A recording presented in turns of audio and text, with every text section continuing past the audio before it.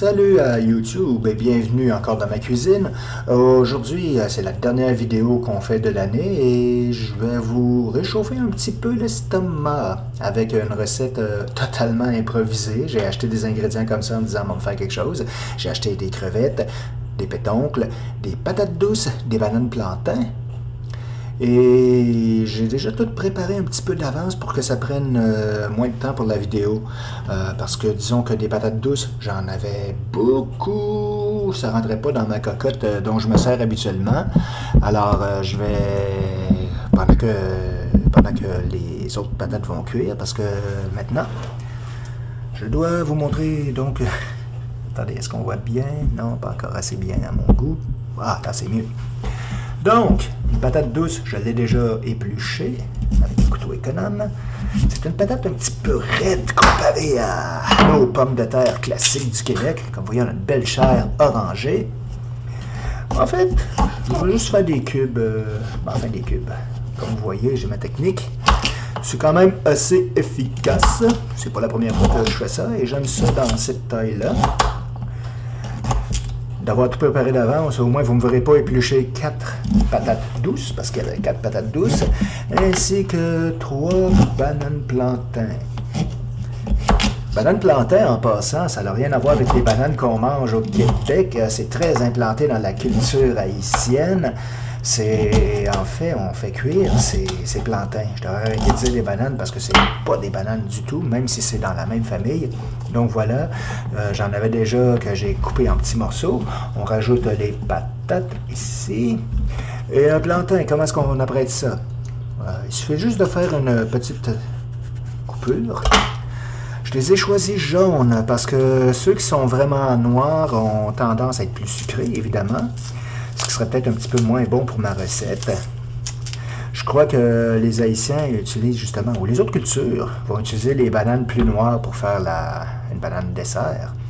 Et comment je fais? Bon, j'enlève juste un petit bout ici. Puis pour avoir des beaux morceaux, ben, je fais ça comme ça, en tournant le plantain. Je fais la même chose d'ailleurs avec des carottes.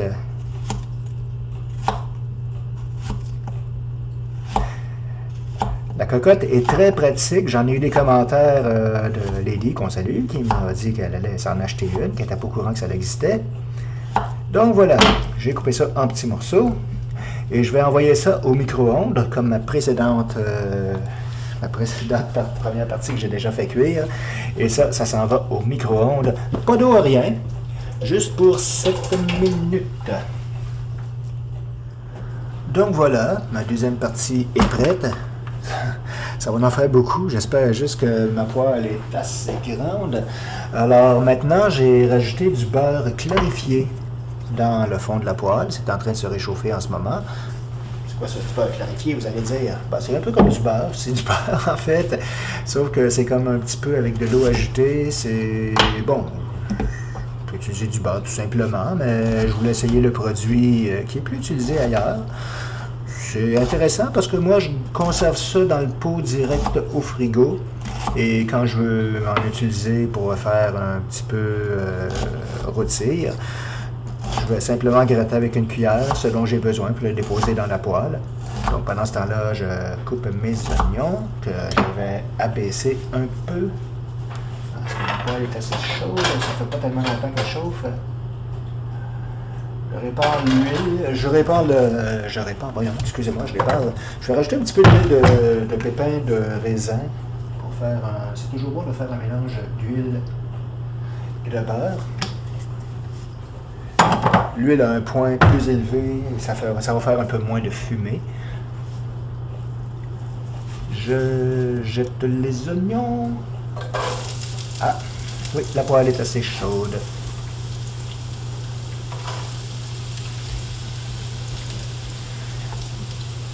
Et pour gagner du temps, les tomates, ça va être pour plus tard, mais je vais commencer à en couper en morceaux. Juste pour laisser le temps un peu à mes oignons de s'affaisser un peu. Parce que oui, on va ajouter des tomates à ça aussi. Bon, comme vous voyez, la tomate, je coupe ça en petits morceaux. C'est vraiment très fonctionnel. Ça fait essayer tout ça dans la poêle aussi. Je vous en montre une. Et je vais laisser un peu passer de temps par la suite, histoire que mes oignons s'affaissent un peu.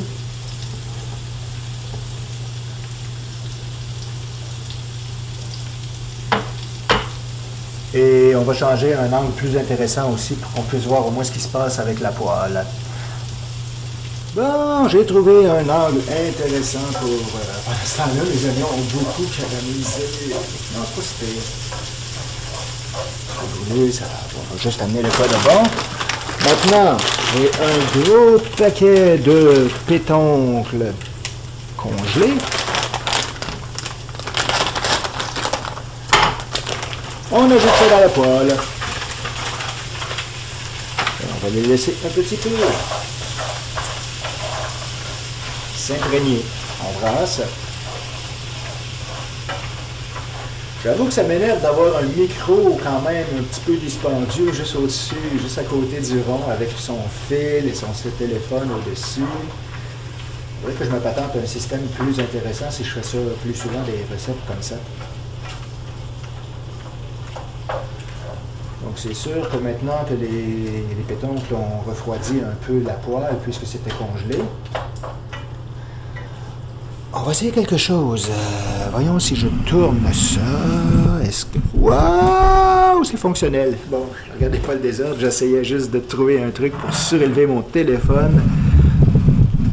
Ouais, c'est fonctionnel. Alors, je vais continuer de couper mes tomates pendant ce temps-là. Et voilà.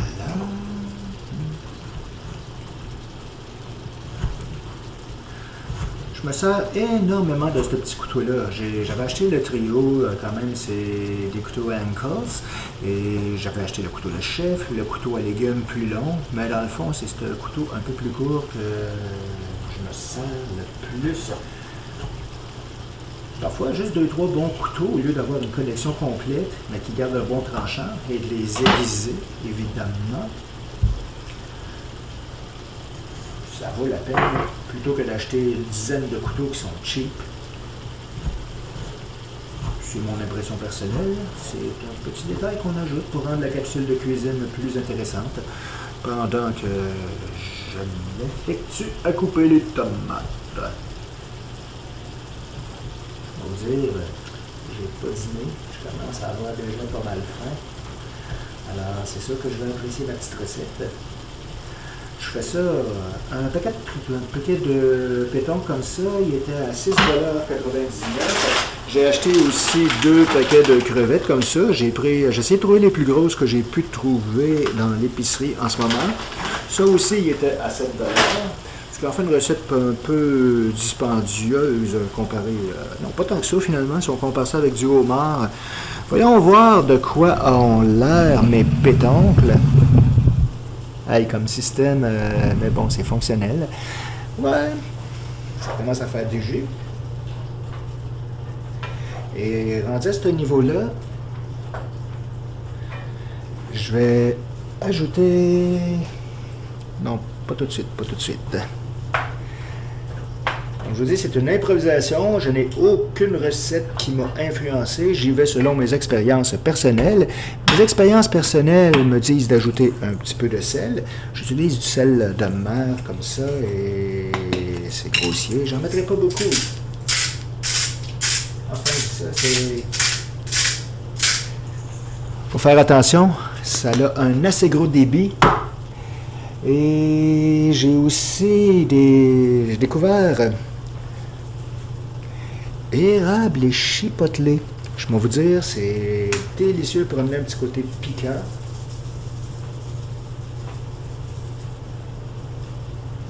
Je veux que ça s'intègre. Bon, ça a l'air beaucoup, mais n'oubliez pas qu'il va s'ajouter des crevettes et beaucoup d'autres ingrédients. Mais j'aimerais bien que mes pétoncles en captent la saveur.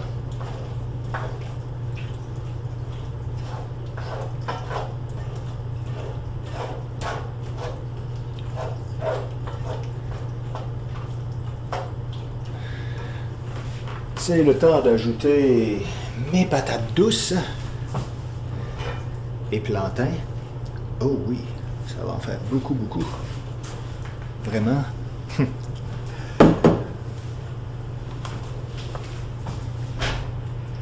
Tabarouette, ça va quasiment déborder. Ça n'a pas de bon sens. J'ai été trop généreux dans mes proportions.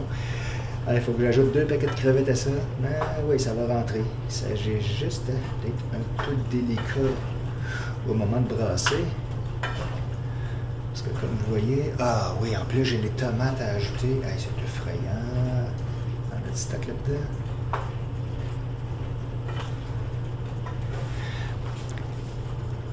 Histoire de sauver un peu de temps sur la vidéo, je vais arrêter un peu d'enregistrer, mais je vais continuer de brasser un peu pour quelques minutes tout ça avant d'ajouter les tomates.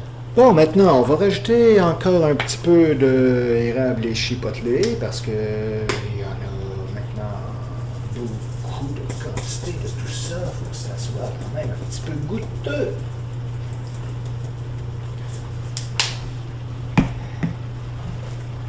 J'ajoute maintenant 2 tomates que j'ai coupées en morceaux.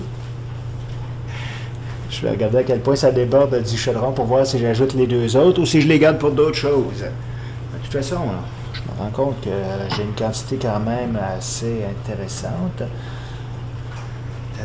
Misère.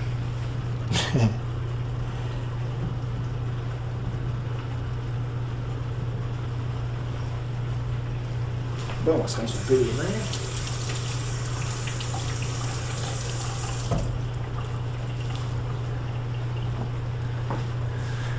Brassons voir.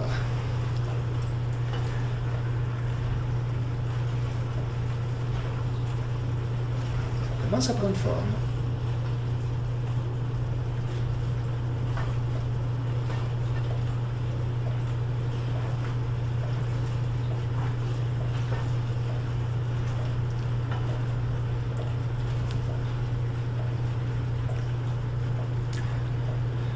Ouais, je vais m'en tenir à 2 tomates finalement.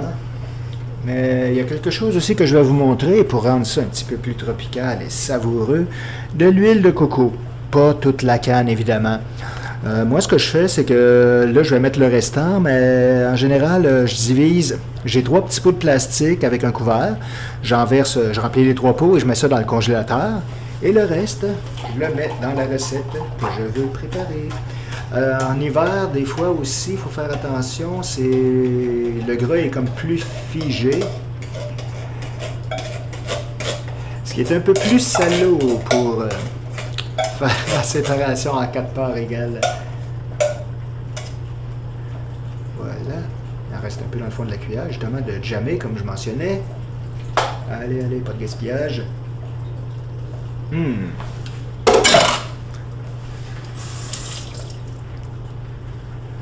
Maintenant, brassons le tout. Je suis en train de me demander si... Parce que là, ma recette est vraiment plus grosse que je l'improvisais, parce que, oui, quand on achète des patates douces, il y en a qui sont quand même pas mal grosses.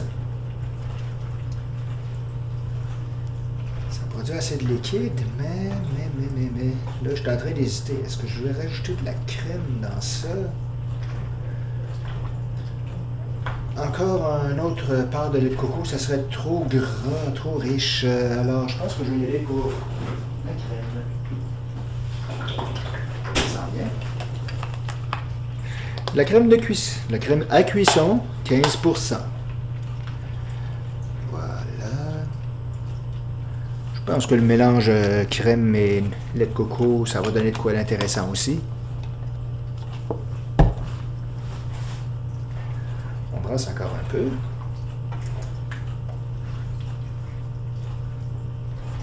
Hey.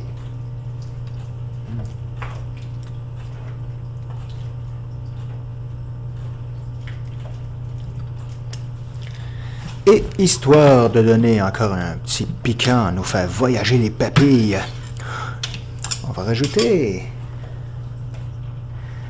des pimentes jalapeno.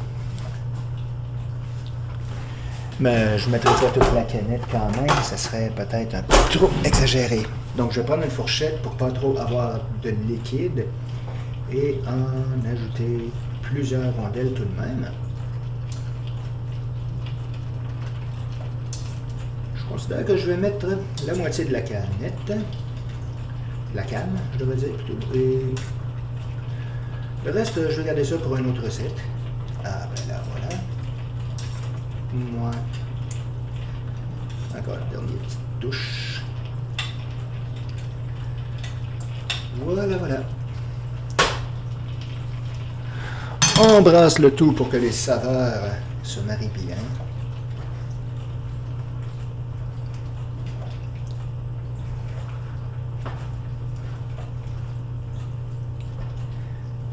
Hey, vraiment. À moins que vous ayez une plus grande poêle que moi, allez-y donc pour 2 patates douces et un plantain peut-être, ou 2. Si vous improvisez, vous allez bien vous en tirer si vous êtes habitué. Donc comme vous voyez, avec la crème et le lait de coco, ça commence à se lier.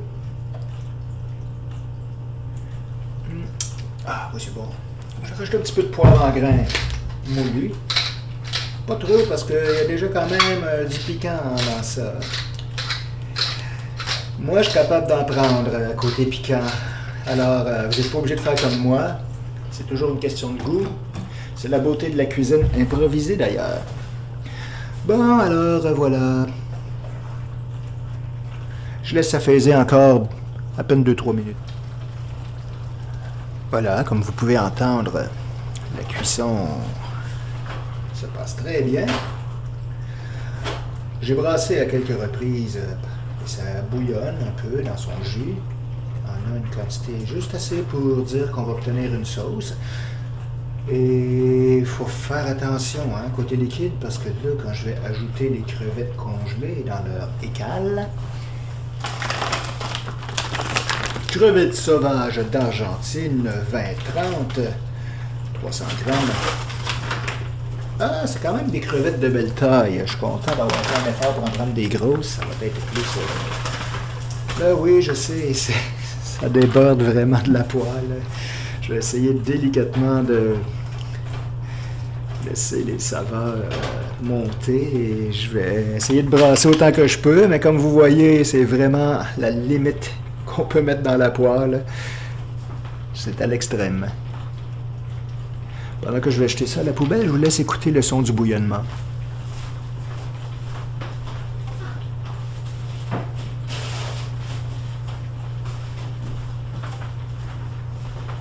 Ah, je pense que ça va vraiment être une très bonne improvisation, celle-là. J'ai jamais essayé ça. Habituellement, je vais faire un mélange de crevettes et de pétanque comme ça dans un riz. Alors ça, je le sais, c'est déjà excellent. Vous ajoutez les aromates qui vous plaisent dans le riz, et les crevettes et les pétanques, là, vous les faites cuire un petit peu tout ensemble. Même, on peut le faire autant dans le riz que faire dorer les pétanques si vous voulez séparément et les ajouter. C'est à votre guise. De toute façon, on parle d'une autre recette. On va se concentrer un peu plus sur celle-là. Je vais essayer de brasser. Il faudrait bien que les crevettes prennent un petit peu de jus, mais ça... De toute façon, la poêle était due pour être lavée. La cuisinière, devrais-je dire. Ah, ça fonctionne, ça déborde pas. Je suis sauvé. Si j'avais ajouté les 2 autres tomates, j'étais fait. C'est bien vous dire à quel point de connaître ces instruments de travail, c'est pratique. Je fais pas de publicité, mais ce que vous voyez, en fait, j'utilise la première génération de la poêle de Rock.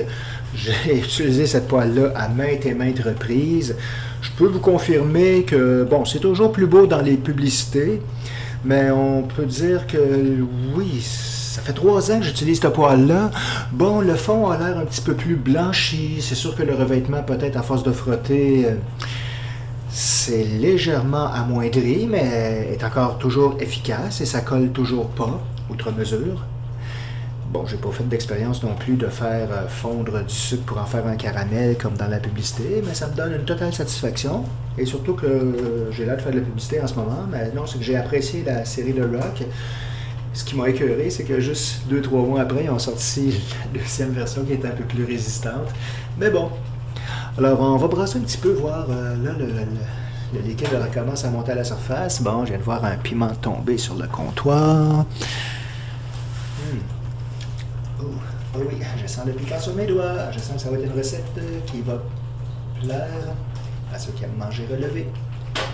Si ce n'est pas le cas, vous avez juste à mettre un petit peu moins de jalapeno. C'est surtout les jalapenos qui vont ajouter un punch. Hein. Parce que le mélange chipoté et érable, c'est un mélange que j'ai trouvé récemment et je le trouve particulièrement intéressant pour saupoudrer sur des poitrines de poulet désossées, par exemple. J'avais fait ça il y a quelques semaines et les résultats étaient très probants. Bon, je vais laisser ça bouillonner encore quelques minutes et je vais sûrement brasser aussi hors caméra. C'est qu'il faut que mes grosses crevettes décongèlent et prennent la saveur des jus aussi. Et le liquide frôle vraiment le bord du poêlon. J'ai plus besoin d'ajouter d'autres épices. On devine déjà que c'est assez goûteux.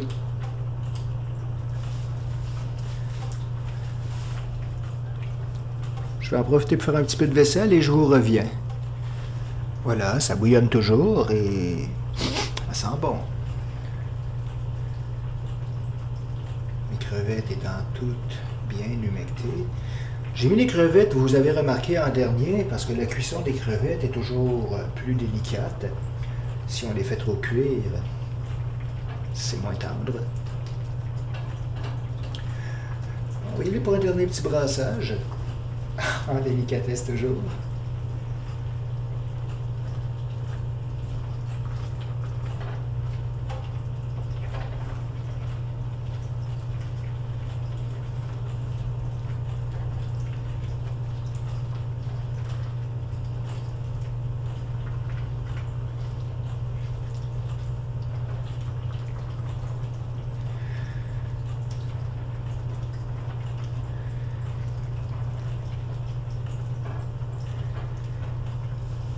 Aïe. Je dirais que ce plat-là m'a coûté, ça m'a coûté une trentaine de dollars à réaliser. Disons peut-être même 40 dans le fond. Mais comme vous voyez, il y en a pour plus qu'une portion dans ça. Là. Je vais en faire d'après moi, je vais pouvoir faire 4 plats à congeler, plus la portion que je compte manger pour souper. Comme vous voyez, ça a pris une belle couleur. On dirait presque qu'il y a du safran dans ça.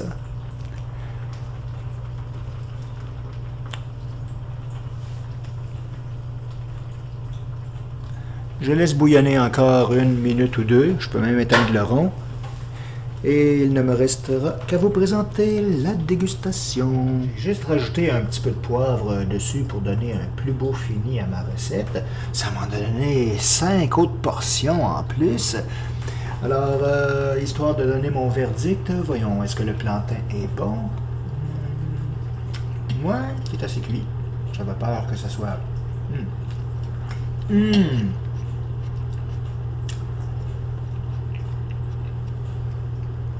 Ah oui, vraiment, c'est super. Il faut avoir des pétoncles aussi, ouais.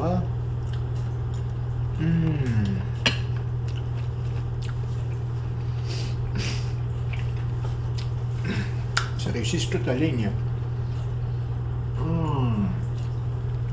Et une crevette.